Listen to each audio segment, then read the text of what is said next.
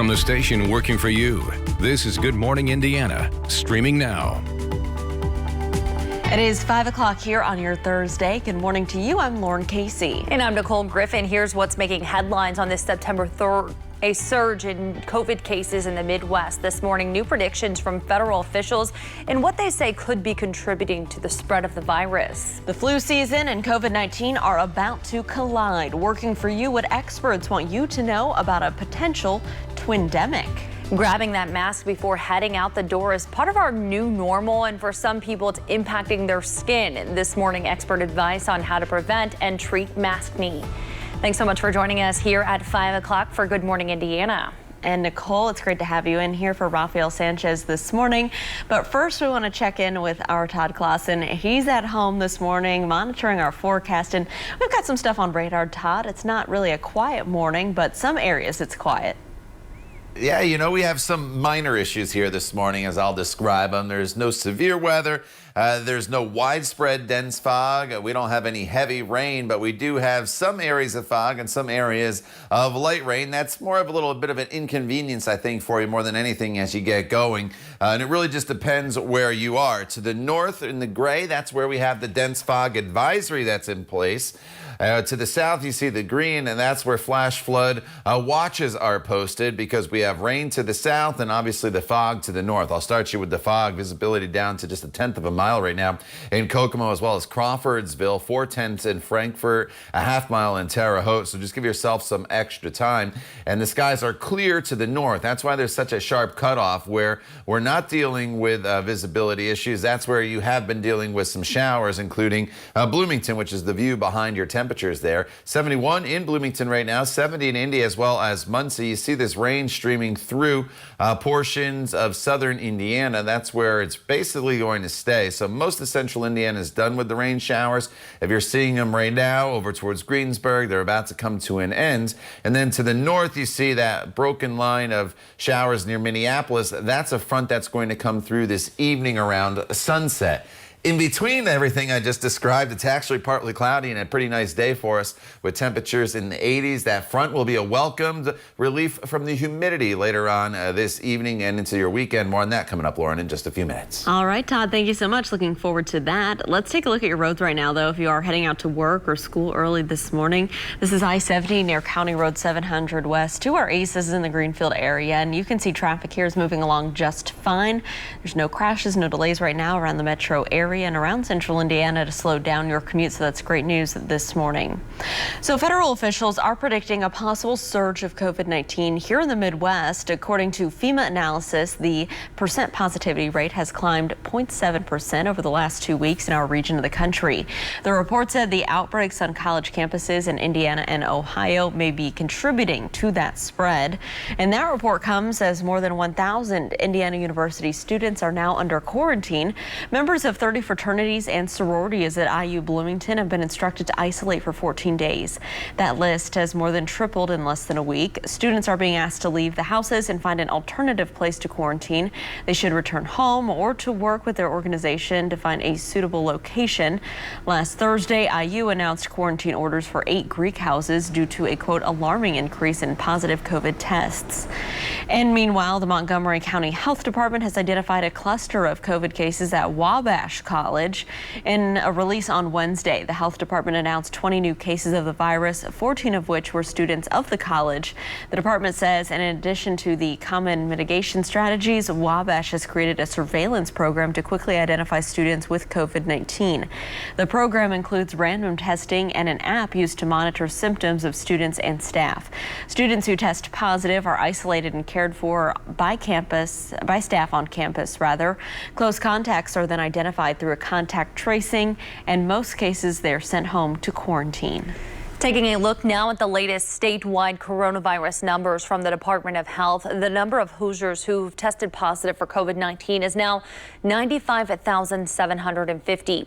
871 additional cases were reported Wednesday. That's 150 more than were reported Tuesday, but down from Monday and the weekend. The overall positivity rate remains at 8.8%.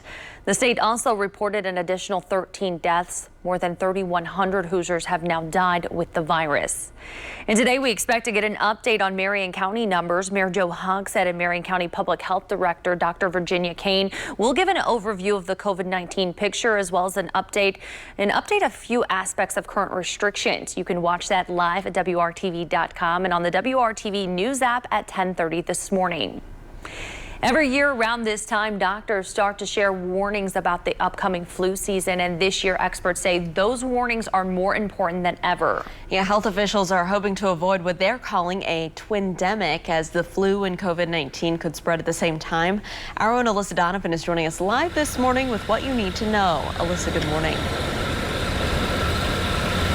Good morning. And flu cases typically start to show up in the fall and peak in February of the following year. And with the COVID-19 concern across the country, experts are urging people to get their flu shots early and get that vaccine into their system. That's to hopefully avoid a severe flu season at the same time as the country is fighting COVID-19. Health experts have been looking to the southern hemisphere, paying attention to countries like Australia, where they are currently in flu season. While many have seen a steep decrease in flu activity down there compared to past years, health officials here are concerned the U.S. will not have the same luck. There is concern that the medical system will be overloaded trying to care for both COVID-19 patients and a surge of flu patients, which is why health officials want you to take action as soon as possible. The advice by the CDC has always been get the flu shot as soon as the vaccine is available. You want to be vaccinated before the first cases of flu begin to show up, because if you wait, it takes your body up to 2 weeks to produce antibodies. And therefore, if you're exposed during that immune building period, you could get sick. COVID-19 and flu symptoms are similar, presenting with cough, fever, and body aches. Flu can also cause digestive issues like some cases of COVID-19. And flu shots are in stock now at doctor's office and pharmacies like CVS and Walgreens. You can check with your local pharmacy to see if you can get your vaccine, or you can go to our website, WRTV.com. We have more information on where you can get a flu shot there. Reporting live, I'm Alyssa Donovan, WRTV. Alyssa, thank you. State Health Commissioner Dr. Christina Bach says officials are making it easier to track COVID-19 in our state. A new color-coded map is up on the Department of Health website. It's meant to help school and local officials understand the level of community spread in their counties and make decisions based off of the information. The colors are blue, yellow, orange, and red. Blue is the least restrictive and red is the most. Each color corresponds with recommendations for school districts. Blue indicates minimal community spread. The recommendations would be that schools operate all grades in person, but limit activities where social distancing is not feasible. Red counties are experiencing high community spread. For these counties, the recommendations would be that grade schools could remain in person or consider hybrid learning, and that middle and high schools consider virtual learning. Again, those are just recommendations, not requirements, and the system is slightly updated from metrics announced last week. A county's color code will be determined by the number of new cases and the new percent positivity rate. And so last week, the governor extended that mask up mandate for another month, and many Hoosiers are finding themselves having to wear a mask all day long. And this morning, WRTV's Kelsey Anderson is joining us live with the problems that could potentially cause and what you can do to prevent them. Kelsey, good morning. Hey, good morning. So if you haven't experienced it, you've likely heard of it, maskne, breakouts that are happening as a result of wearing a mask all day long. I spoke to Beth Brogan with Ascension Dermatology, and she tells me they have seen more patients coming in with new breakouts, both adults and teens. She tells me there are some things you can do to prevent maskne from happening. The first thing, and most importantly, is you need to be using a new mask every single day, washing those reusable ones, and making sure your skin is clean before putting the mask on. Wiping off your face periodically throughout the day if you are able to take a mask break. For our female patients, I recommend they not wear makeup underneath the mask, because that can make it worse.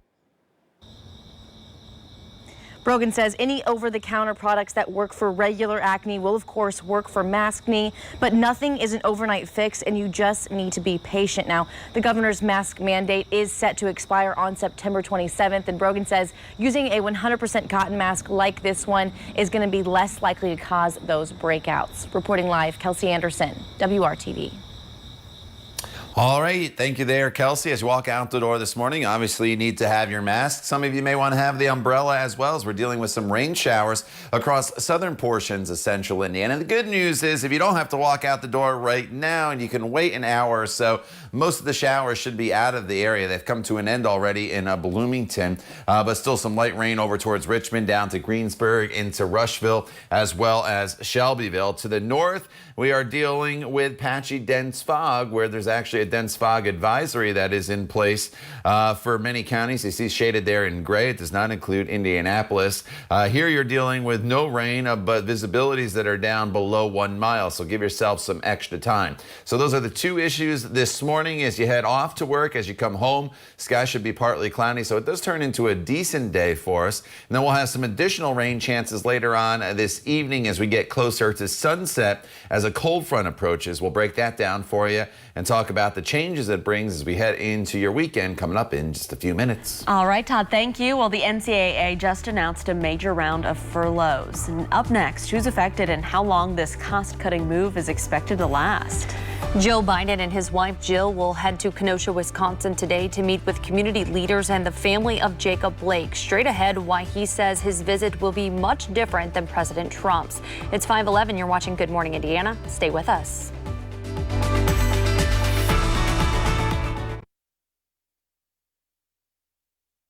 New this morning, the NCAA says it will furlough its entire Indianapolis-based staff for a period of up to 8 weeks. The move will affect about 600 employees. According to a memo obtained by the Associated Press, the furloughs will start September 21st and run through the end of January. All national office staff will be subjected to a mandatory 3-week furlough. Some staff will be furloughed for up to 8 weeks. The pandemic and the renewed focus on systemic economic inequality in our country is bringing new attention to community-based nonprofit lenders. Community Development Financial Institutions, or CDFIs, focus on rural, low-income, and minority communities. Opportunity Fund is one of those CDFIs, and it's been raising millions of dollars since March to help minority, immigrant, and female-owned businesses. Serena Williams and Mackenzie Scott have both donated. They're also pushing for financial coaching for those businesses and more money from Congress to support CDFIs. 2 days after President Trump's visit to Kenosha, Democratic presidential nominee Joe Biden and his wife will visit the Wisconsin city. Protests and riots erupted after the police shooting of Jacob Blake, reigniting a call for racial justice. Melissa Rainey has the details on what's ahead.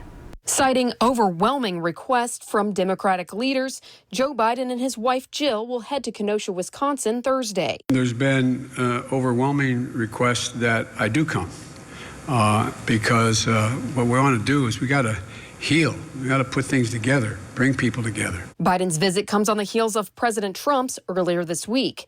Trump's visit drew criticism after he ignored local leaders who asked he not come. The president did not meet with the family of Jacob Blake, saying the family wanted to involve lawyers. Biden's plans do include a meeting with the family, including the 29-year-old man's father. I'm not going to do anything other than meet with and meetings with community leaders, as well as business people and other folks in law enforcement, and to see start to talk about what has to be done. I'm not going to tell Kenosha what they have to do, but we have to do together. Meanwhile, Attorney General William Barr defending the actions of police, saying shootings of African Americans often aren't racially motivated and not as common as protests make them seem. I don't think there are two justice systems. I think the narrative that that the police are on some epidemic of shooting unarmed black men is simply a false narrative, and also the narrative that that's based on race. As for the shooting of Jacob Blake, Barr asked for the public to be patient and allow for due process to take place. I'm Melissa Rainey reporting. Well, Kenosha County ended its emergency curfew on Wednesday after several peaceful nights. It has been in effect since August 23rd. The time back here at home is 5:17. It's Thursday morning. Todd, what can we expect as we head out the door this morning? You know, it really just depends on where you live, Lauren. You know, so many times we come to each morning and we're like, everybody has clear skies, everybody has rain. Well, today some of you have rain, some of you have clear skies, some of you have patchy dense fog. It just really depends on where you are. I'm going to start you off, though, with the dense fog advisory. It goes on till 10 a.m. This morning for the counties you see shaded in gray. So it's basically north and to the west of Indianapolis. It does not include Indianapolis. And you can see why as we go over to the actual visibilities. We're at 8-mile visibility in downtown Indianapolis and towards the airport, but you just go a little further to the north and west and look how quickly those visibilities drop. Kokomo down to 1/10 of a mile, as well as Crawfordsville, 1/2 mile in Rockville, and then as you work your way to the south, visibility is not an issue because that's where rain has been falling throughout the course of the morning hours. So as you look into Bloomington, the rain has come to an end. As you look towards Richmond, I'll stop the radar for you, and you can see that Richmond over towards Greensburg and Seymour is still dealing with rainfall. As you work your way back off to the west, the rain has come to an end. So the rain's only with us for another maybe half hour in those eastern locations, and that should be just about it. Here's a little bit of a closer look for you. Greensburg to North Vernon to Seymour, some light rain is falling. Coming to an end, though, in Columbus and Shelbyville here over the next few minutes. Now off to our north, you notice another batch of rain. This is a cold front, and that too is going to come through today. But sandwiched in between, we do have partly cloudy skies. So it's just one of those days. There's a lot of moving parts going forward, but the end result is going to be a beautiful stretch of weather starting tomorrow, going all the way into the weekend. Here's TrueCast. You can see the skies clearing out by the time we get to the noon hour. That's why this afternoon I think it's going to be partly cloudy. This little band of rain that you see, that is a cold front that is going to come through. As this front comes through, mainly after sunset in most locations, there could be a little quick burst of some light showers, and then that'll also drop the humidity as we go forward throughout the day. It's a little muggy still this morning, 60s and 70s across the area, with partly cloudy skies this afternoon into the low 80s for your afternoon high. But once that front goes through, look at the temperatures tomorrow morning. 51 in Peru, 55 in the city, as well as Bloomington, 52 in Lafayette. And that sets us up for an absolutely terrific Friday with high temperatures in the upper 70s. Plenty of sunshine throughout the afternoon hours with that low humidity, and we'll carry that nice weather all the way through the Labor Day weekend. If you have outdoor plans, going camping, going hiking with friends, maybe just having friends over and family to grill in the backyard, you're in great shape with highs right around 80 degrees and low humidity. And then we work our way into next week, a little unsettled starting on Tuesday as showers return to the forecast, as well as some cooler temperatures. All right, Todd, that sounds pretty good. Thank you so much. Let's take a look at the roads as you're heading out there early this morning. Here's a look at I-65. This is up in Lebanon, where traffic is moving along just fine, northbound and southbound. Keep in mind, we just have ongoing road construction at US 52 at the ramp system there from I-65. But other than that, everything is moving along smoothly here in this part of town. Of course, we'll continue to keep you updated on any issues that may impact your drive this morning. First, Netflix had The Crown, and now the streaming service is enlisting the help of a couple of actual royals. Prince Harry and Duchess Meghan Markle have signed a multi-year production deal with the company. The royal couple will be producing exclusive content like scripted series, documentaries, features, and children's shows. For Netflix, the deal is similar to the one the company made with former President Barack Obama and his wife Michelle in 2018. It's unclear if the deal could mean a return to acting for the Duchess of Sussex. Well, Brad Pitt is trying his hand in the champagne business. The actor is launching the first and only champagne house devoted exclusively to rosé champagne. The champagne is a blend of 75% mature Chardonnay grapes and 25% young Pinot Noir grapes. Sippers can expect tangy notes of red raspberry. Only 20,000 bottles of the first edition will be released. It will be available October 15th. One bottle will set you back, though, $400. Ooh. Looks fancy, though. It sounds good, too. Yeah. A Nebraska man's rant about boneless chicken wings is going viral. Up next, why he took his complaint straight to City Hall. And here's the look right now at the north split from our tower camera here in the downtown area, where traffic is moving along just fine this morning. It is 5:22. Good morning, Indiana. We'll be right back just after this short break. Stay with us.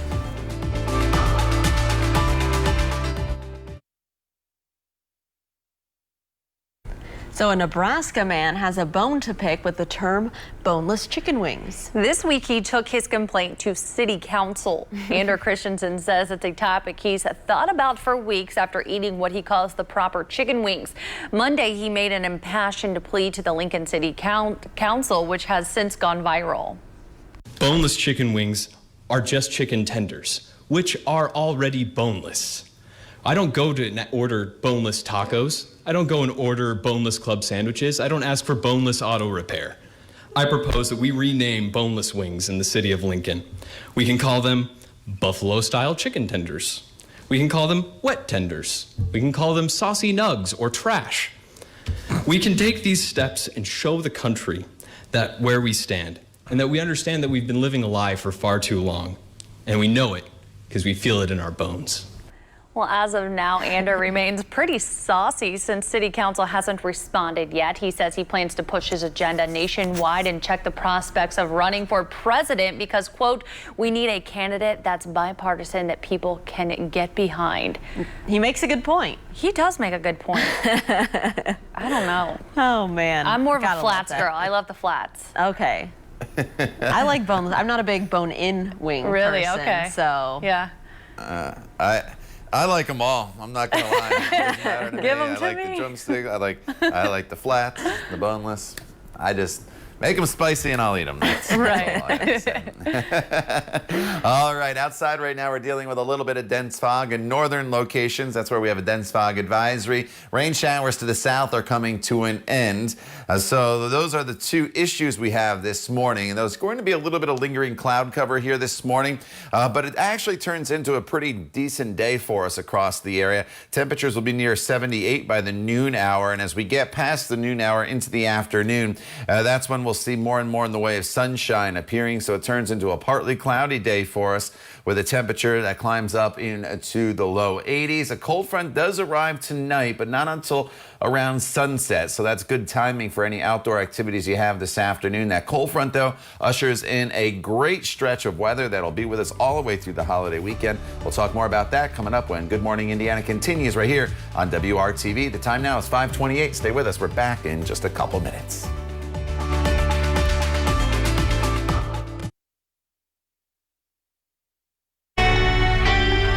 From the station working for you, this is Good Morning Indiana, streaming now. Now at 5:30, the COVID-19 pandemic is showing no signs of stopping, and the flu season is right around the corner. What experts recommend you do to stay safe if those two viruses collide. And wearing a mask is required across the state, but wearing one for a long time could cause acne. Our Kelsey Anderson is working for you with tips from a dermatologist on how to keep your skin clean. It is 5:31 here on this Thursday morning. Thanks for joining us here on Good Morning Indiana. I'm Nicole Griffin. Hey, Nicole, I'm Lauren Casey, and Todd Clausen is standing by from home, keeping a close eye on our forecast for today. Todd, what can folks expect as they're maybe heading out to work, getting out on the roads this morning? You know, I think the biggest issue is the dense fog that we have out there, ladies, and that's mainly in northern and western locations here this morning. And there is a dense fog advisory in place in those areas where the fog has settled in. And you notice the visibility, there's a pretty big difference over just a few miles. For instance, Indianapolis has really no issues with visibility right now. And then you get up into portions of Sheridan, we have reduced visibility. By the time you're to Kokomo, 0.2 of a mile. But once you get to Peru, it's 10-mile visibility.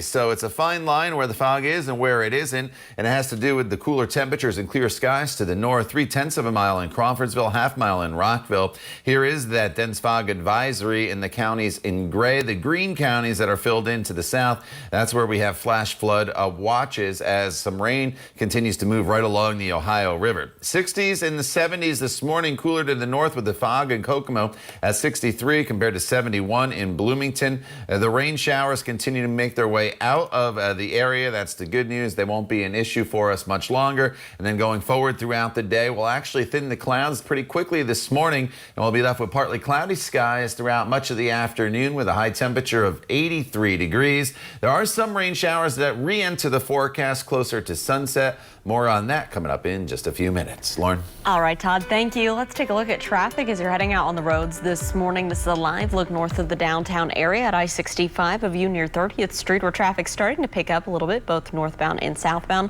No major problems out here to slow you down, but of course we'll continue to keep an eye on your roads throughout your Thursday and keep you updated. I want to take a look now at the latest case numbers from the Hoosier State for COVID-19. State health officials confirm 871 new cases of the virus. That means since the start of this pandemic, nearly 96,000 Hoosiers have tested positive for COVID-19. State health officials also report 13 additional coronavirus deaths.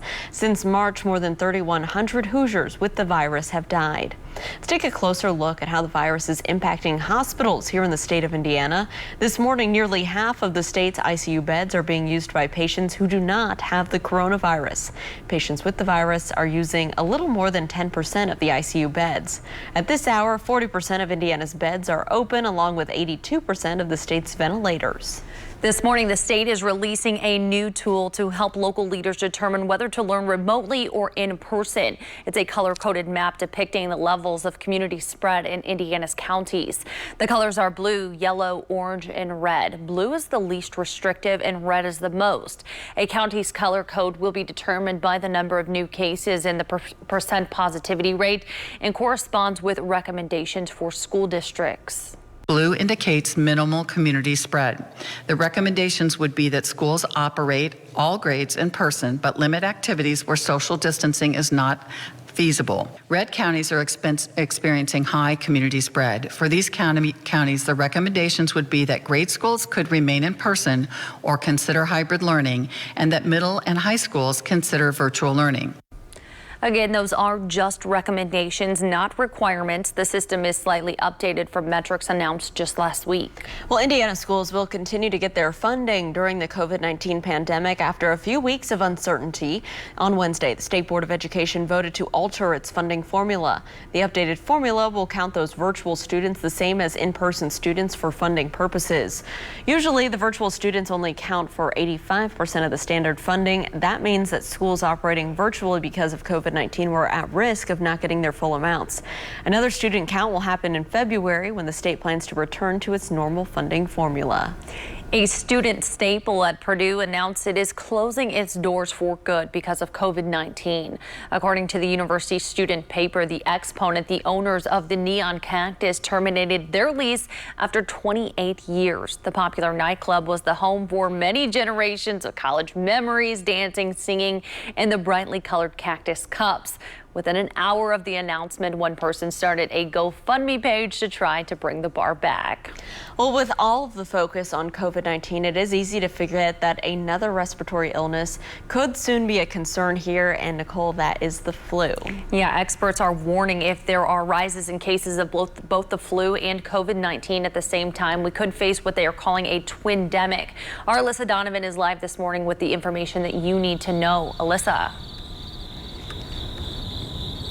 Good morning. Every year, health officials warn us we need to get our flu vaccine, but they say this year it's especially important, and that's because COVID-19 cases are still happening across the country. So they need you to get that flu vaccine to prevent what they're calling, as Nicole said, a twindemic. In a normal year, around 60,000 people in the U.S. die from flu-related illness, and more than 800,000 people are hospitalized. That's according to CDC staff, who also say in an average year, fewer than half Americans get their flu shot.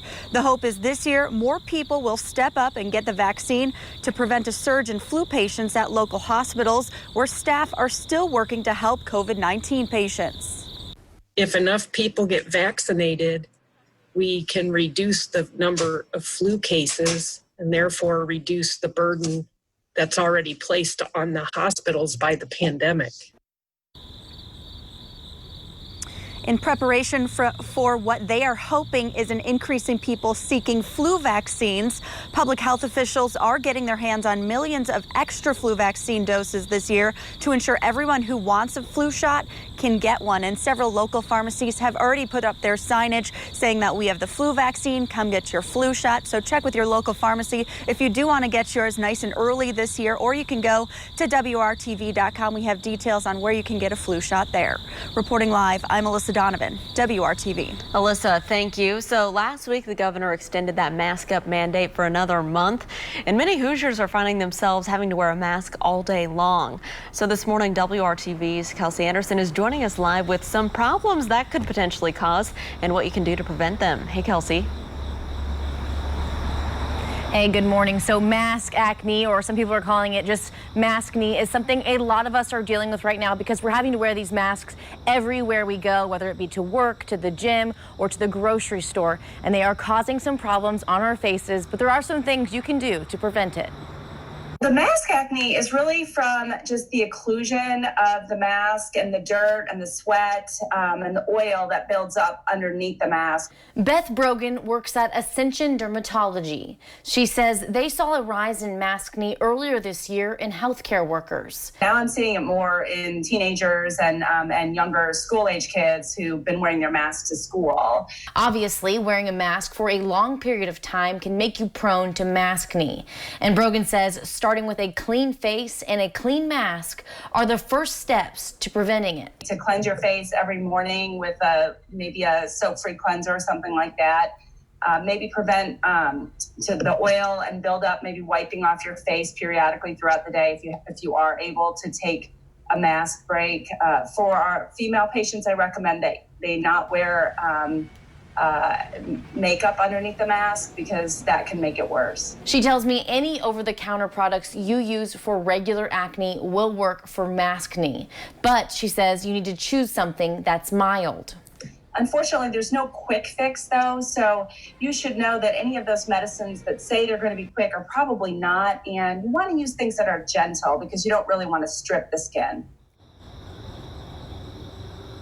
Now, the governor's mask mandate is extended until September 27th, and Dr. Brogan says it's best to wear a 100% cotton mask. That's going to make you less likely to have those breakouts. Reporting live, Kelsey Anderson, WRTV. All right, thank you there, Kelsey. Where Kelsey is in downtown Indianapolis, you can see there's no fog behind her. You can see the lights off in the distance. And visibility not an issue here in the city, but as you go just to the north and west, visibility is an issue. And that's where we have a dense fog advisory that's in place till 10 a.m. All the counties you see in gray there basically have visibility that are less than 1 mile. So give yourself some extra time. To the south, we have some rain showers. They are moving out. And now that we're getting rid of the rain showers, the fog, that'll burn off pretty quickly once the sun comes up. And we're left with actually a nice day today with temperatures in the 80s, but there's still quite a bit of humidity around today. That all changes tonight when a cold front comes through. The humidity drops. Tomorrow is an absolutely terrific day. And then you notice the humidity does build back in through the holiday weekend. We'll talk more about that Labor Day weekend forecast for you coming up in just a few minutes. All right, Todd, thank you. An Indiana sheriff's deputy has been fired after missing a COVID-19 test. Only on WRTV, we hear from the deputy and the sheriff involved. And the CDC is telling states to start preparing for a vaccine this fall. Coming up, the new timeline for when they say a COVID-19 shot could be ready and who will get it first. And here's a live look right now at your commute as you're heading out there this Thursday. This is on the southwest side of town, I-465 near Kentucky Avenue, where everything is open and traveling up to speed this morning. We'll have more news, weather, and traffic coming up for you just after the break. Stay with us.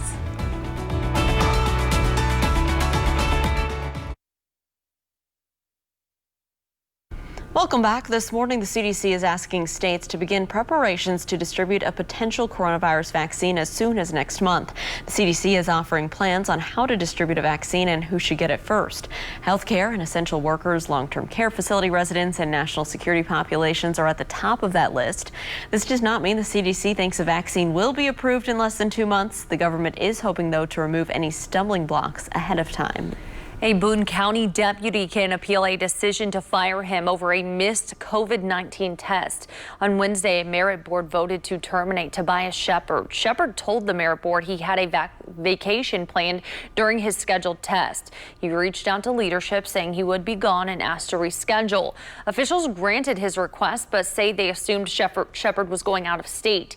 He later posted photos showing he was in southern Indiana. The Sheriff's Department policy says all employees must attend scheduled COVID-19 tests unless they are out of state. It was reasonable for me to believe that what I did, I followed to the letter. I did not refuse to take a test. I did take a test. I didn't miss my test. I took my test. I followed a directive that I thought to be correct at the time. Boone County Sheriff Mike Nielsen disagrees. He tells WRTV the policy is about upholding the department's mission of protecting and serving the community. We needed to make sure that the message is very clear out there that this virus is killing people. The positivity rate continues to go up, and we got to do everything we can to protect the people, the inmates that they've entrusted me to care for, and the public, and mostly the staff. And that's what this is about, just making sure we do that. Sheriff Nielsen says since April, 5 other department employees have been terminated due to missing a COVID-19 test. Those were all civilian employees. Gyms are doing whatever they can to get people back in the building, but a health expert says whether it's safe depends on what precautions your gym is taking. Dr. Jay Wolfson says there's a lot of factors that could make those facilities unsafe, including people not cleaning up after themselves and the gym staff not properly monitoring social distancing and sanitizing. Evidence shows that COVID-19 can be spread through aerosol and droplets, which can last long enough to be inhaled. It can travel more aggressively when you're working out. Just as when you yell and scream, and you'll be sweating, you'll be hyperventilating sometimes. So those droplet nuclei are going to come out, which means that the larger particles are likely going to rest on some of the equipment as well as in the air. Wolfson says it may be hard to monitor gyms across the country because the rules in certain cities and states are different. It's also hard to know if a case is tied to a gym. Temperatures are expected to be well into the 80s today, but winter and the snow will be here before you know it. Now INDOT is getting prepared with 2 statewide hiring events. INDOT will be hosting open interviews for more than 100 winter seasonal positions. They will take place Tuesday, September 15th and Thursday, October 15th at 11 locations around the state. Positions run from November through March with pay starting at $16 an hour. INDOT offers sign-on and retention bonuses. To learn more, register and find the location nearest you. Look for this story at hiringhoosiers.com. And Todd, no snow expected today, but you're saying depending where you're at, you're going to see a mix of weather today. Yeah, that's the one thing we do not have in this forecast anytime soon. So that is the good news, Nicole. But you're right. There are some other issues that we are dealing with this morning, one of which is some patchy dense fog that is in place in northern locations and off to the west as well, where visibilities are down below 1 mile, 1 mile or 1/10 of a mile rather in Kokomo. 3/10 of a mile in Crawfordsville, just over a half mile as you make your way into the Cloverdale area, and then 3/10 of a mile in Terre Haute. So just give yourself some extra time if you're in those areas. That's where the dense fog advisory is in place until 10 a.m. You may ask, why is it just a pretty small area of central Indiana and not everywhere? Well, to the north, the skies have cleared. The temperatures are a little bit cooler. 2 ingredients, especially when you have some moisture around for fog to develop, where the temperatures are still warmer. And we've had the rain showers overnight in southern locations that prevents the fog from forming. And so that is the difference here this morning. But these rain showers continue to make their way out of most of central Indiana, still lingering in Seymour as well as Greensburg, North Vernon, and the Connorsville area. But they'll move off to the east pretty quickly here throughout the remainder of the morning. To the north, we have a cold front. And this cold front's going to come through later on this evening, giving us another opportunity for a few spotty showers as that front moves through. It almost goes through dry, but in between, you see the clear skies, and that's the sunshine that we'll enjoy here this afternoon. So any showers move out, any fog burns off pretty quickly once the sun comes up. The clouds will thin for sunshine here this afternoon. And that little band of rain you see at the top left portion of your screen there, as that drops through, that is the cold front. It comes through mainly after sunset for most of us with just a brief shower, and then it'll be off to the south. Once that front goes through, our temperatures will drop very, very quickly, as well as the humidity. We're in the 60s and 70s right now as we get the sunshine in this afternoon. Temperatures are up into the low 80s for us. And then overnight tonight with the clear skies and the front through the area, look at that, 57 in the city, cooler in the outlying areas. A very comfortable night. You can open the windows and allow all the cooler air to come in and turn off the air conditioners. Tomorrow, a beautiful day. sunshine, low humidity. In fact, Friday is the best day I have in my 7-day planning forecast by far. The weekend's still great. The humidity comes up, though, a little bit as we work our way into Sunday. Sunday, also the chance of a spot storm, and the spot storm chance continues on Labor Day itself, but they're pretty small chances as of right now. And then as we get into next week, the forecast could change greatly. I'll be honest with you, Tuesday and Wednesday. Some models want to bring in cooler and wet weather. Other ones keep that cooler, wet weather off to our west. So we'll kind of cut the difference right now with highs in the upper 70s to low 80s on Tuesday and Wednesday. All right, Todd, thank you so much. Let's take a look at traffic for your Thursday morning commute. This is a live look from INDOT here at I-465 near Pendleton Pike. You can see traffic there is moving along smoothly. No crashes, no issues right now around the metro area to slow you down. That's great news if you're heading out to work early this morning. The highest paid actor in the world has tested positive for COVID-19. Dwayne "The Rock" Johnson revealed on Instagram that he, his wife, and 2 daughters were all diagnosed.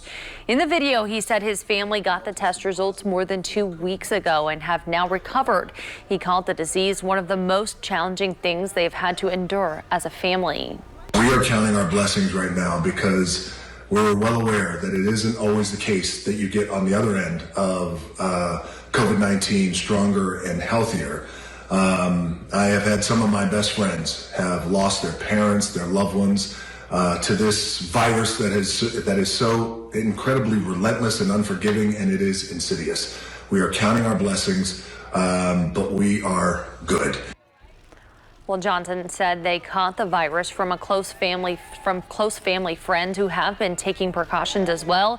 He encouraged fans to wear their mask and think twice about inviting people over to your house. Well, Joe Biden's presidential campaign is taking on video games. Just after the break, how he's using Nintendo's Animal Crossing game to reach younger voters. It is 5:53. Stick around. We'll be right back.